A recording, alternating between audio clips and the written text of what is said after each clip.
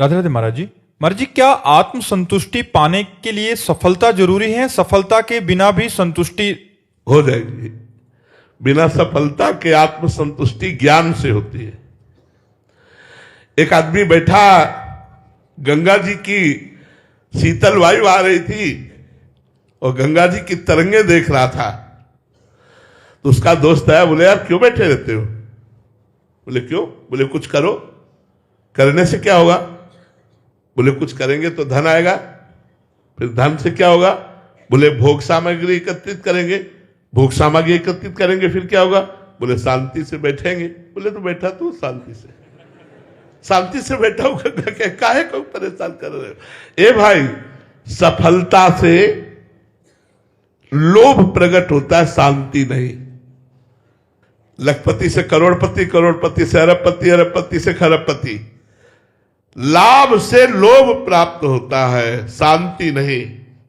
शांति तो ज्ञान से प्राप्त होती है, शांति तो त्याग से प्राप्त होती। त्यागात् शान्तिरन्तरम्, ज्ञानम लब्ध्वा पराम शांति मचिरेणाधिगच्छति। यदि आप गरीब हैं, कोई पूछता नहीं है और आप भगवान के भक्त हैं, तो आप बादशाह के बादशाह हैं। चाह मिटी चिंता मिटी, मनुआ बेपरवाह, जिनको कछु न चाहिए वो साहन के साह। ये सब भिखारी है जो चाह करते हैं। कोई 1 रुपए का भिखारी, वो थोड़ा बड़े भिखारी, करोड़ रुपए के, अरब रुपए के, खरब रुपए के भिखारी है। बादशाह तो वो है जिसे कुछ नहीं चाहिए, भगवान से भी कुछ नहीं चाहिए। वो है भगवान का दास, जिसे ज्ञान हो चुका है, जो माया मुक्त हो चुका है। वही तो सफलता वास्तविक है, शांति, और वो प्राप्त होती भगवान की भक्ति से या ज्ञान मार्ग से। रीता जी मैनपुरी से। राधे राधे महाराज जी। महाराज जी, आपसे सुना है कि श्री जी कुछ नहीं देखती, केवल अपनापन देखती हैं। आपकी कृपा से और श्री जी की कृपा से श्री जी के प्रति थोड़ा सा अपनापन तो आया है, लेकिन ऐसा नहीं कि केवल श्री जी से ही अपनापन है, अन्य चीजों में भी अपनापन बना हुआ है। तो महाराज जी, अन्य चीजों से अपनापन हटाकर केवल और केवल श्री जी के चरणों में ही अपनापन आए, इसके लिए क्या करें? पहले तो प्रार्थना और दूसरा नाम जप।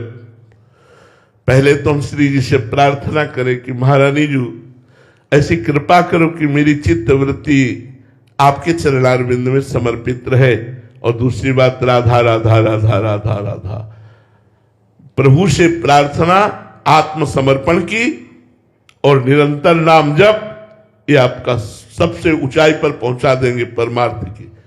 परमार्थ की ऊंचाई पर चढ़ना है तो ये 2 बातें बहुत सावधानी से जीवन में उतारना है। हमारे माई श्यामाजू को राज, जाके अधीन सदा सांवरो, या ब्रज को सिरताज। हमारे माई श्यामाजू को राज। मैं महारानी जू का हूं, मैं लाडली जू का हूं, मैं प्रिया जू का हूं। ये बात ठसक आवे और हर समय राधा राधा राधा राधा नाम, तो प्रियाजू से अपनापन हो जाएगा।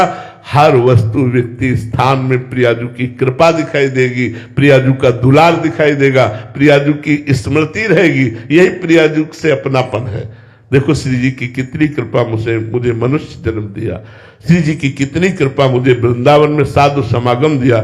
श्री जी की कितनी कृपा, मुझे राधा नाम सुनाया। श्री जी की कितनी कृपा, मैं राधा नाम जप रही हूँ। श्री जी की कितनी कृपा कि मुझे कहने का अधिकार दिया कि मैं स्वामी लाडली जू की हूँ। ये बात हमारे हृदय में आवे, बार बार कृपा की बात याद करके रोए, श्री जी से अपनापन हो जाएगा।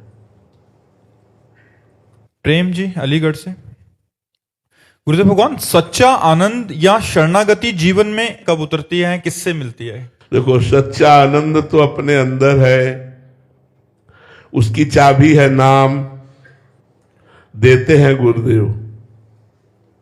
पक्का, बिल्कुल पक्का, 100%।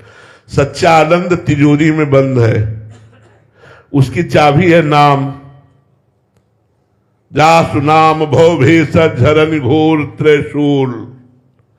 तीनों तापों का नाश करके परमानंद प्रदान करने वाला भगवान का नाम, और वो देते हैं गुरुदेव। अगर गुरुदेव से नाम लेकर निरंतर जपा जाए और गंदे आचरणों का त्याग कर दिया जाए, तो सच्चा आनंद है भगवान, सच्चा आनंद है आत्मानंद। उसी की प्राप्ति होती है, केवल गुरुदेव कृपा। जो गुरुदेव का आश्रय नहीं लिए, जो गुरुदेव कृपा पात्र नहीं है, वो चाहे जो कुछ कर ले उनको अनुभव ही नहीं होगा। ये मार्ग इतना भूल भुलैया वाला रखा गया है कि अनुभव में ही नहीं आएगा। माल खूब चकाचक अंदर है, पर चाबी है नाम।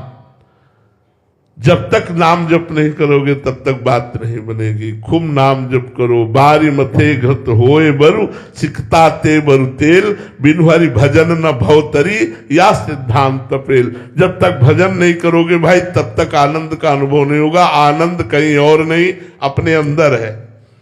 अगर हमारा मन अशांत है तो मंदिर में जाकर भी हम अशांति ही प्राप्त करेंगे, और मन शांत है तो कहीं भी बैठ जाओ शांति ही शांत है। तो हमें जरूरत मन को शांत करने की है। हमारे आनंद स्वरूप में कभी कमी हुई नहीं, न है न होगी। वो हमारा स्वरूप है जो सच्चिदानंद में आत्मा स्वरूप है। उसकी प्राप्ति के लिए नाम जप करो, वही सच्चा सुख है। ये देह सुख, लोक परलोक के सुख, ये सब माइक है। आशुतोष चौहान जी, राधे राधे महाराज जी। महाराज जी, आपसे सुना है कि शरणागति दो प्रकार की होती है, एक बिल्ली के बच्चे की जैसी और दूसरी बंदरिया के बच्चे जैसी। तो महाराज जी, बिल्ली के बच्चे जैसी शरणागति हम भगवान के प्रति कैसे प्राप्त कर सकते हैं? बहुत कठिन है यार। ये बुद्धि चलती है, ये बुद्धि चलती। जब बुद्धि चलना बंद हो जाए, अजात पक्षायुवा तरम खगा, जैसे घोंसले में बैठा हुआ पंछी का बच्चा जिसके पंख नहीं निकले, वो केवल माँ की बाट जोहता है, ऐसे ही जो केवल भगवान की कृपा की बाट जोहता है। मुझे कुछ नहीं पता, राधा राधा राधा, मुझे क्या करना है मुझे नहीं पता, कहाँ जाना है मुझे नहीं पता, मेरा लक्ष्य मेरा सब कुछ श्री जी है। अब श्री जी जाने, बस राधा राधा। जो गुरु ने पकड़ा दिया वो पकड़े राधा राधा हुए। तो उसकी आध्यात्मिक उन्नति, जैसे बिलैया अपने बच्चे को मुंह में दबाकर स्थान परिवर्तन करती, ऐसे आध्यात्मिक उन्नति उसकी भगवान करते हैं। पर वो केवल नाम जप करते हुए भगवान के आश्रित रहता है, अपनी बुद्धि नहीं चलाता।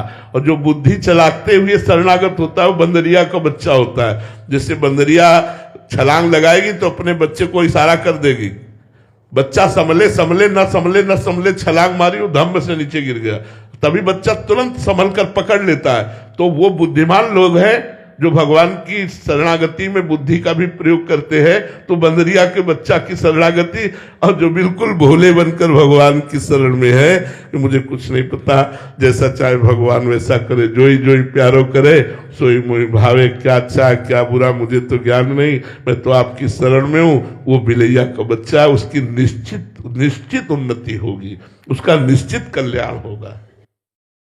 कुलवंत सिंह जी, राधे राधे महाराज जी। महाराज जी, भक्त कबीरदास जी महाराज जी के शब्द हैं, काचे गुरु ते मुक्त ना हुआ। महाराज जी, अगर गुरु काचा है तो जीव का उद्धार कैसे होगा? महाराज जी, नाम तो साचा है, आप समझो। गुरु काचा है, नाम तो साचा है। मिठाई देने वाला दुकान में मिठाई बेच रहा है, उसने मिठाई खाई कि नहीं खाई हम प्रश्न करते हैं क्या? हम तो केवल मिठाई से मतलब रखते हैं। तो कोई भी गुरु वो यही कहेगा, राम कृष्ण हरि जपो। नाम अपने आप में पूर्ण है, नाम ही सदगुरु है, नाम ही ज्ञान है, नाम ही तीर्थ है, नाम ही श्रद्धा है, नाम ही परम पद है। ब्रह्म राम से नाम बड़, वरदायक वरदान। अगर कोई भी गुरु कहता है राम राम जप करो, आप राम राम जप करो, देख लो, अगर आप सिद्ध ना हो जाओ तो हमें बता देना। अब नाम जपना करो, सिद्ध साचा गुरु भी हो तो भी आपकी दुर्गति नहीं रुक सकती। साचा गुरु है और नाम जप नहीं करते हो, मनमानी आचरण करते हो, तो क्या होगा? सिद्ध पुरुष के समीप भी हम आप पीछे अभी कह चुके हैं, कच्चे पाए गए। क्यों? क्योंकि उनकी आज्ञा का पालन नहीं करते। कोई भी गुरु नाम देता है, हम कहते हैं नाम पर भरोसा करो, ए व्यक्ति पे भरोसा मत करो, नाम पे भरोसा करो, नाम तुम्हारा कल्याण कर देगा। अगर नाम में संशय है तो साचे गुरु की भी प्राप्ति होने पर काम नहीं बनेगा, और नाम में संशय नहीं तो कहीं से भी नाम। अब आपको उदाहरण देते हैं, पूज्यपाद सिउड़िया बाबा जी महाराज बड़े सिद्ध महापुरुष हुए, उन्होंने एक उदाहरण दिया कि उड़ीसा में एक बड़ा सीधा सरल आदमी था, उसको प्रेरणा हुई कि मैं गुरु बनाऊं। तो एक भेष में रहते थे, उनके पास गया और कहा मैं आपको गुरुदेव के रूप में वरण करना। फट में वो कंठी तिलक बांध दी, उसने जो भेंट दी, और वो शराब पीते थे। नशे में उन्होंने काली जी का मंत्र अशुद्ध दिया, नशे में, शराब के नशे में। अब वो बेचारा रोज नहा करके नियम से वही मंत्र जपता। 1 वर्ष ही हुआ कि मां काली प्रकट हो गई और कहा बेटा तेरा गुरु ढोंगी। तो उन्होंने कहा माता जी अब दोबारा शब्द आप कृपा करके मत बोलिएगा। उन्होंने कहा क्यों? बोले यदि हमारे गुरु ढोंगी होते तो आप कैसे आ जाती? बोले मैं बताने आई हूं कि ये जो मंत्र है ये अशुद्ध है। बोले माता जी आप जाइए, मैं अपने गुरु प्रदत्त मंत्र को नहीं छोड़ सकता, मैं कैसे मानूं कि अशुद्ध है? 1 वर्ष में तुम्हारा साक्षात्कार हो गया, मेरे गुरु साचे, मेरा गुरु मंत्र साचा। माता जी प्रसन्न हो गई और कहा आज के बाद हम विशेष सिद्धि इसी मंत्र से होगी। हमारी श्रद्धा होनी चाहिए। राम राम नहीं कह पाते थे, नारद जी ने मरा मरा कहा तो मरा मरा कह के सिद्ध महर्षि बन गए। ए भाई, यहां कौन साचा है कौन काचा है? जब सब में राम रमा है तो कौन काचा है? क्या गुरुवाणी ये आदेश नहीं करती कि सब में राम रमा है? जब सब में राम रमा है तो काचा कौन हुआ? हमारी बुद्धि काची हुई, हमारी श्रद्धा काची हुई, हमारा समर्पण काचा हुआ। यदि हमारा समर्पण साचा है तो नाम साचा है और साचे से मिला देगा, इसमें कोई संशय नहीं है। ये हमारी श्रद्धा कहती है, ये हमारा भाव कहता है। श्रवण कुमार जी, राधे राधे महाराज जी। महाराज जी, जब हमारा लक्ष्य भगवत प्राप्ति है तो ये जीव संसार में क्यों फंसता रहता है महाराज जी? एक लक्ष्य बना। हाँ यार, यही तो समस्या मन की है कि इसको समझाओ कि तुम्हारा जो लक्ष्य है वो श्री भगवान है, आनंद भगवान में, लेकिन ये नहीं मानता यार भैया। इसको लाख समझाओ कि परमानंद भगवान में है, शास्त्र कहते हैं, गुरु कहते हैं, लेकिन कहता नहीं। कभी रसेंद्री, कभी जनेन्द्री, कभी नेत्रेंद्री, कभी श्रवणेन्द्री, कभी घ्राणेन्द्री, शब्द स्पर्श रूप रस गंध मना खष्टान इंद्रियाणी प्रकृति स्थान करसती। ये प्रकृति की तरफ प्रवाह इसका हो गया भैया। वही महावीर है जो परमात्मा की तरफ इसका प्रवाह कर दे, अभ्यास के द्वारा, गुरु कृपा के द्वारा। लाख समझाओ, समझाने के बाद जब ये गलती करता है तब भी समझाओ कि देखो तुमने भोगा, इसमें सुख है क्या? पर वो फिर दूसरे घंटे में नई रचना के लिए तैयार है, नए ढंग से भोग भोगने के लिए तैयार है, नए शरीर को भोगने के लिए तैयार है, नई वस्तु को भोगने के लिए तैयार है। इसी से हमारी दुर्गति होती गई। सत्संग के द्वारा, नाम जप के द्वारा, शास्त्र स्वाध्याय के द्वारा, पवित्र सात्विक भोजन के द्वारा हम इसको सुधार सकते हैं। और ये अगर लग गया भगवान में तो बाजी जीत गए। भोगों से हटाकर भगवान में लगाना ही तो साधना है। अब ये साधना तो करनी पड़ेगी, पर है बड़ा बेईमान। ये हमने देखा है। हम अपनी बात कह रहे, संतों से बात सुनी जाती, उनके अनुभव की बात। 23 घंटे इस पे चढ़े रहो, 23 घंटे। 24वें घंटे में 5 मिनट के लिए छूट दे दो। क्या 23 घंटे से तो भजन और साधन 5 मिनट में इतनी खुराक इकट्ठा कर लेगा कि अगले 23 घंटे भजन नहीं होने देगा। बहुत बेईमान मन है। बड़े कृपा पात्र जन है वो जो अपने मन को श्री भगवान में लगा रहे हैं। इसलिए संतों की चरण रज, संतों की चरण वंदना, संतों की कृपा, यही हमारा सहयोग कर सकती है जो हमारा मन भगवान में लगे। इसलिए सत्संग करो, नाम जप करो, शास्त्र स्वाध्याय करो, पवित्र भोजन करो, कुसंग का त्याग करो, इसी से मंगल हो जाएगा। परमार्थ मन की असंगता का नाम है। परमार्थ का स्वरूप ही है मन की असंगता। अगर मन हमारा किसी व्यक्ति, वस्तु, स्थान, किसी इंद्रियजन्य भोगों के सुखों में है तो उसे सांसारिक पुरुष कहते हैं, परमार्थिक पुरुष नहीं कहते। परमार्थिक पुरुष उसे ही कहते हैं जिसने अपने मन को वस्तु व्यक्ति स्थान से हटाकर सा वै मनः कृष्ण पदारविंदयो, मन मना भव। भगवान ने मय्येव मन आधत्स्व मयि बुद्धिम निवेशय, भगवान आदेश करते हैं। यदि आप गृहस्थ धर्म में से चलते हैं तो अपने संपूर्ण परिवार को, संपूर्ण कर्म को, संपूर्ण धन वैभव को भगवान के श्री चरणों में समर्पित करके सेवक की भांति भगवान का स्मरण करते हुए पूरा जीवन अधर्म रहित होकर व्यतीत करें तो आपको भगवत प्राप्ति हो जाएगी।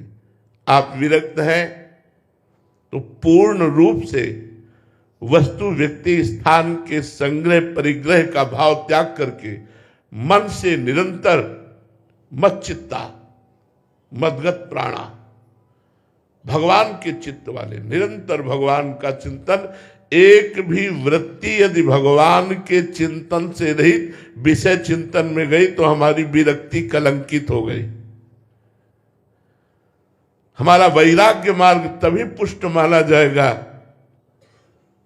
जब एक भी वृत्ति भगवान से बिलग न जाए। मुरारी पादार्पित चित्त वृत्ति, एक एक वृत्ति भगवान के चरणों में। सर्वतो मनुष्यो असंगमादौ संगम च साधुषु, सबसे असंग। एकमात्र अगर संग करे तो साधु पुरुषों का। साधु पुरुष मिलना बड़ा कठिन है। भगवान जब कृपा करते हैं तो साधु पुरुष मिलते हैं जो अनपेक्षा, किसी की अपेक्षा नहीं होते, मच्चित्ता, भगवान में चित्त को अर्पित किए हुए हैं। जो समदर्शिना, सब में भगवान का दर्शन करते हैं। एक एक वृत्ति भगवदाकार जिसकी है वही परमार्थिक पथिक है, धोखा है। आज हम अपने मन को बहिर्मुख कार्यों में इतना रद्द कर दिए कि मानसिक संकल्प विकल्प सब व्यवहारिक हो रहा है, परमार्थिक बहुत कठिन है। इसीलिए हम सबसे प्रार्थना करते हैं एक एक श्वास में कई कई नाम जप करने की आप वृत्ति धारण करें, सब ठीक हो जाएगा।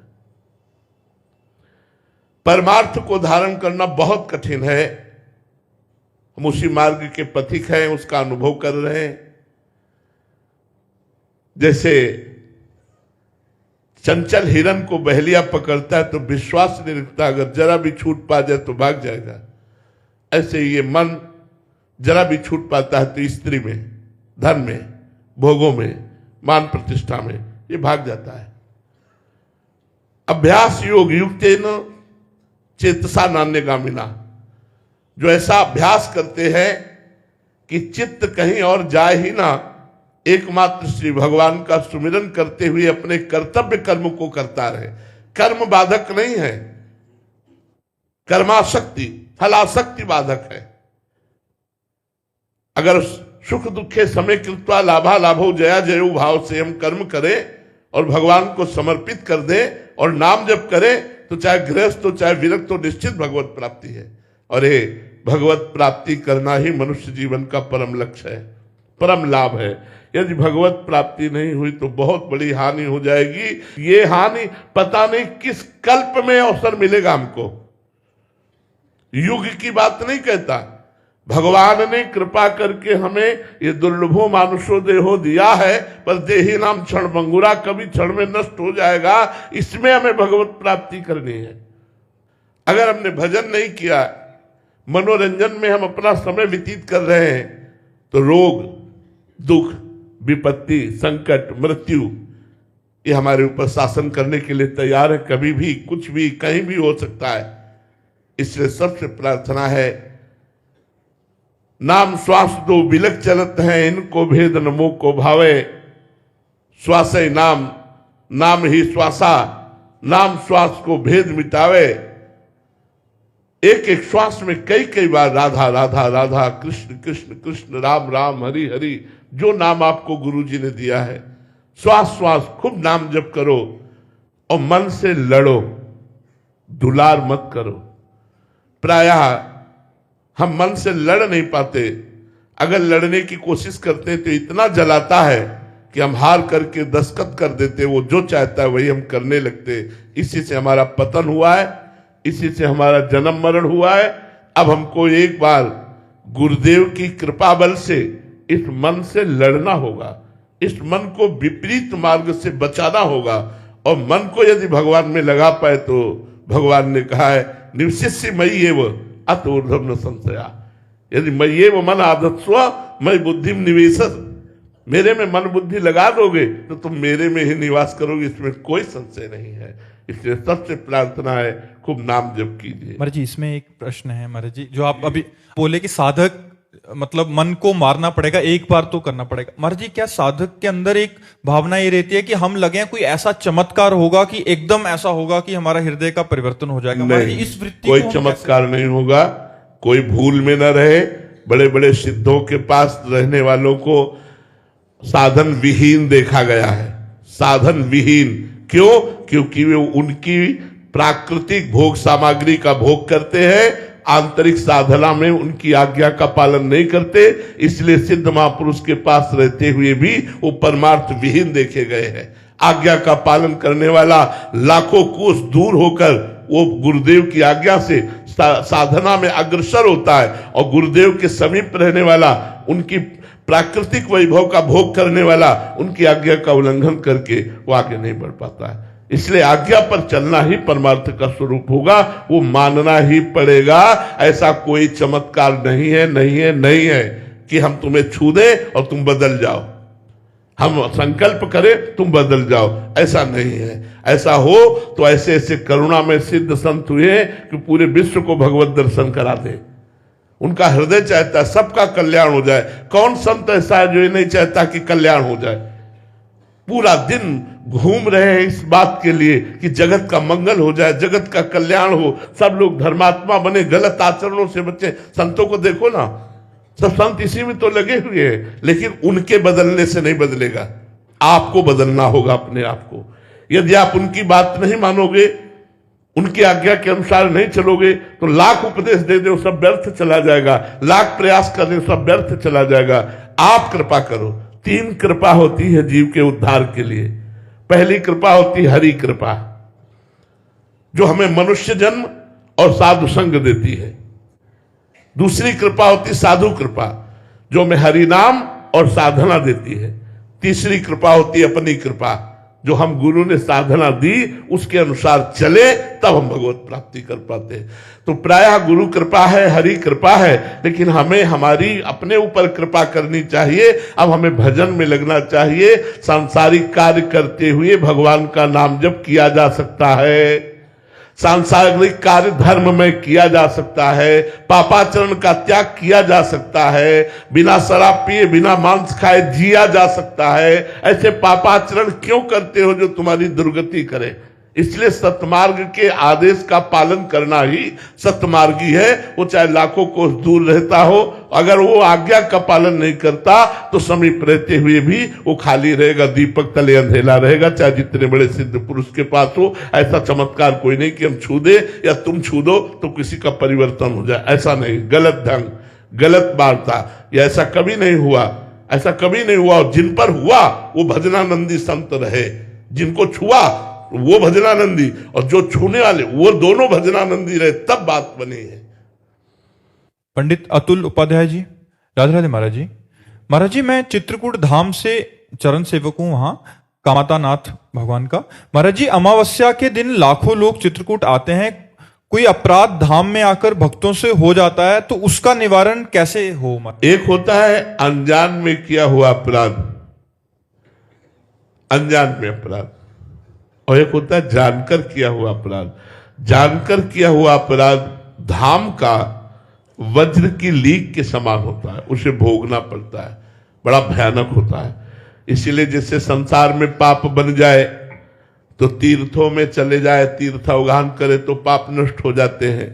तीर्थों में पाप हो जाए तो प्रयागराज तीर्थराज है, संगम त्रिवेणी, वहां स्नान करने से पाप नष्ट हो जाते हैं। तीर्थराज प्रयाग में यदि पाप बन जाए तो भगवान की पुरियां हैं, सप्त पुरियां हैं, अयोध्या, मथुरा, काशी, कांची, अवंतिका पुरी, द्वारावती आदि, इन पुरियों में जाने से पाप नष्ट हो जाता है। पुरियों में पाप नष्ट हो तो फिर धाम, जैसे भगवत धाम वृंदावन, भगवान का परम पावन, अगर धाम में अपराध बन गया तो फिर ये वज्र की लीक हो जाता है। अनजाने में अपराध होना, जैसे हम चल रहे, कोई चींटी मर गई, किसी जीव को कष्ट हो गया, अनजाने की बात भगवान क्षमा कर देते हैं। लेकिन अब जैसे आप परिक्रमा मार्ग में चल रहे, आप मसाला खाए, आप थूक रहे, आप बीड़ी पी रहे, आप दोना में कुछ खाया फेंक दिया, अब वो थूक किसी वैष्णव के चरणों में पड़ा जो नाम गुरुमंत्र जपता चला जाए, तुम्हारे सारे पुण्य नष्ट हो जाएंगे। वो जूठा दोना किसी वैष्णव के पैर में लगा, तुम्हारे सारे पुण्य नष्ट हो जाएंगे।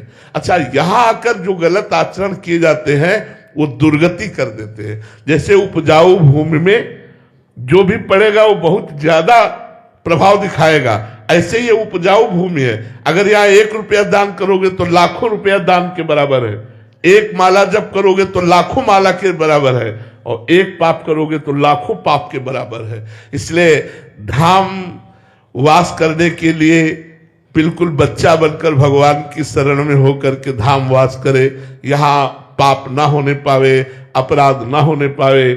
एक बार हमने गुरुजी से पूछा था, अपने गुरुजी से 20 वर्ष पहले, कि महाराज जी, जिस धाम की इतनी महिमा वर्णन की गई, हम उसी धाम में मलमूत्र त्याग करते हैं, क्योंकि हम वासी हैं, हम यही वास करते हैं। और हो सकता है कोई शारीरिक अपराध बन जाए, कोई ऐसी चेष्टा बन जाए, क्योंकि पूरा जीवन वास कर रहे, कोई त्रुटि हो जाए तो उसका निराकरण कैसे होगा, उसका निवारण कैसे होगा। तो गुरुदेव ने कहा जो अखंड वृंदावन धाम वास करते हैं, और अगर ये जो मलमूत्र आदि की बात है वो ऐसी है जैसे माँ की गोद में मलमूत्र त्याग बच्चा करता है तो कोई अपराध नहीं माना जाता, ऐसे वृंदाटवी माँ है।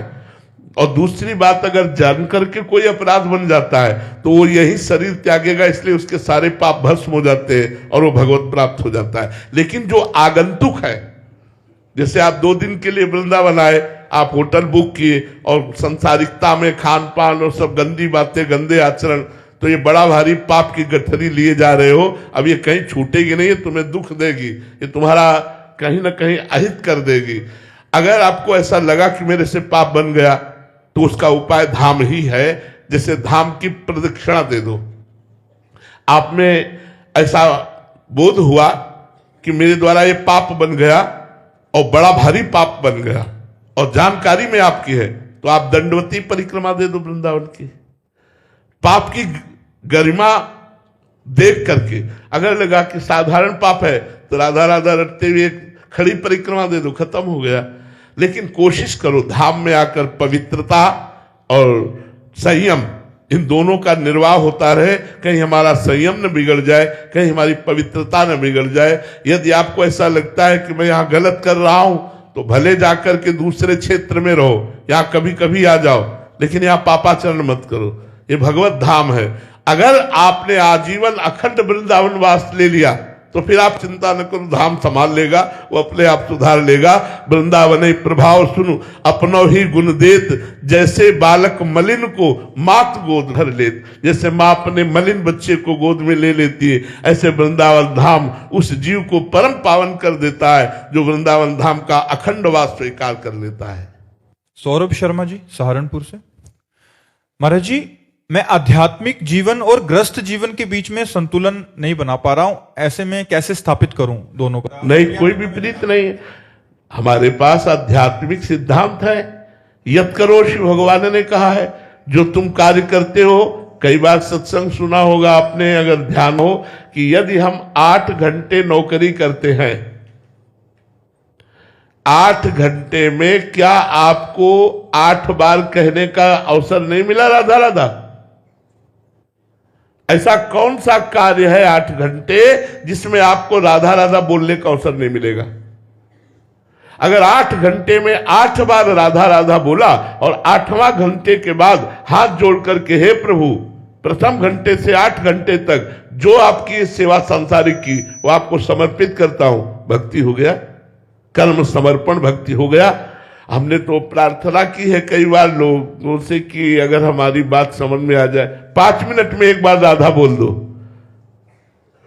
हर 5 मिनट में एक बार राधा बोल दो। अगर तुम्हारी भगवत प्राप्ति न हो तो बताना, तुम्हारी सारी कामनाएं शांत हो जाएगी। हर 5 मिनट में एक बार राधा।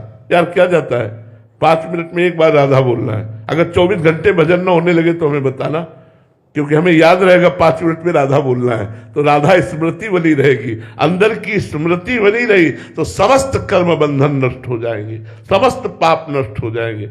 ये बेईमानी है जो हम कहते हैं हम गृहस्थी में है, हमसे भजन का समय नहीं मिलता। आप ईमानदारी से वृंदावन में बैठे हो, चलो बैठकर समय का विभाग करते हैं।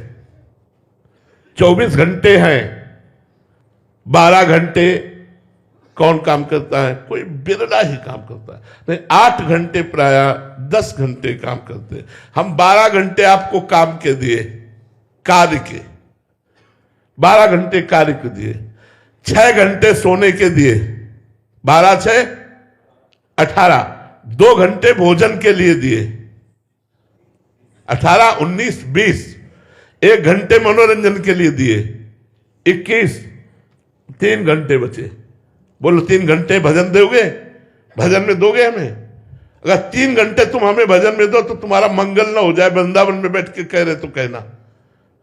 अब बोलो, आप समय को व्यर्थ करते हैं कि नहीं? आप समय को नष्ट करते हैं कि नहीं? अगर आप ईमानदारी से समय को प्रयोग करें तो हम 12 घंटे आपको काम के लिए देते हैं, 6 घंटे सोने के लिए देते, 2 घंटे भोजन के लिए देते, 1 घंटे मनोरंजन के लिए देते, 3 घंटे तो फिर भी बचे ना। चाहे विद्यार्थी हो, चाहे किसान हो, चाहे व्यापारी हो, चाहे नौकरी करते हो, कोई भी हो, 3 घंटे भजन में हमें दे दो। 3 घंटे भजन करो, देख लो तुम्हारा जीवन कहां उठ के जाता है, तुम कितनी ऊंचाई पर पहुंच जाओगे। अगर हम तैनात भी हैं तो हमारा मन खाली राधा राधा राधा राधा क्या चला गया। मान लो हम 12 घंटे तैनात है तो हर समय हमारा दिमाग कहां होना चाहिए? राधा राधा ड्यूटी में। अरे यार, भजन करना हो तो हर समय आप भजन कर सकते हो। कंप्यूटर में काम किया, 5 मिनट बाद बोला राधा, फिर काम किया बोला राधा। अरे आनंद आ जाए यार। कैसे बैलेंस बिगाड़ रहे हो अध्यात्म और गृहस्थ का? यह आपकी कमजोरी है। आप इस कमजोरी को छोड़िए और अध्यात्मवान बनते हुए गृहस्थ में चलिए। नाथ सकल संपदा तुम्हारी, मैं सेवक समेत सुत नारी। बहुत बढ़िया गृहस्थ धर्म का पालन हो जाएगा। मृत्युंजय मिश्र जी, महाराज जी आपका भी एक प्रश्न था कि गृहस्थ जीवन में असंगोहम की स्थिति कैसे प्राप्त हो? भगवत भाव से।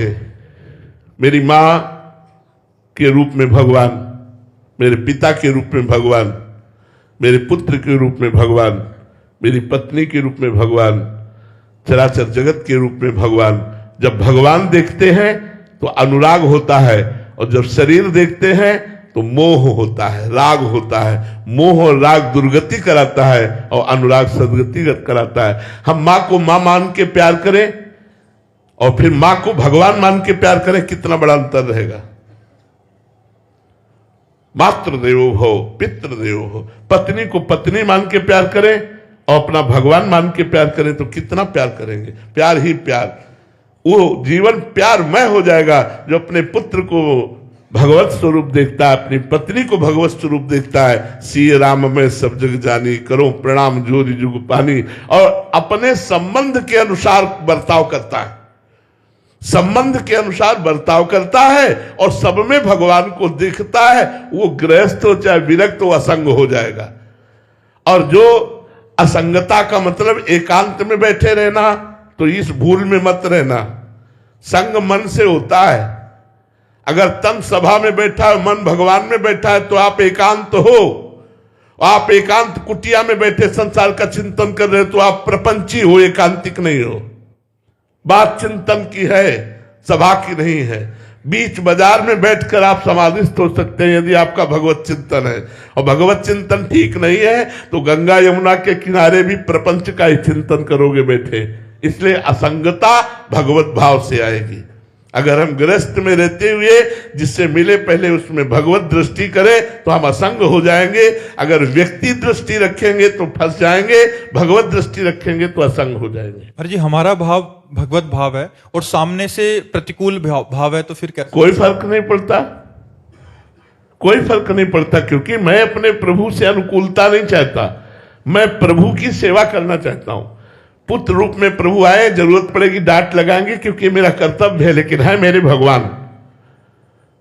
जब हम इस व्यवहार में चलेंगे तो प्रतिकूलता हमें खलेगी ही नहीं। पहले तो हम भाव धारण करें ना, तो हमें प्रतिकूलता और अनुकूलता दोनों से मतलब नहीं रह जाएगा।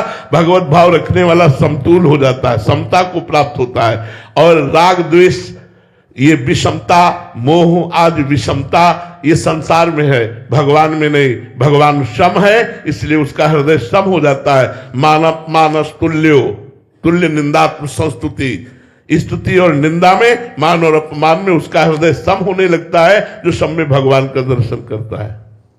श्री राधा वल्लभ लाल की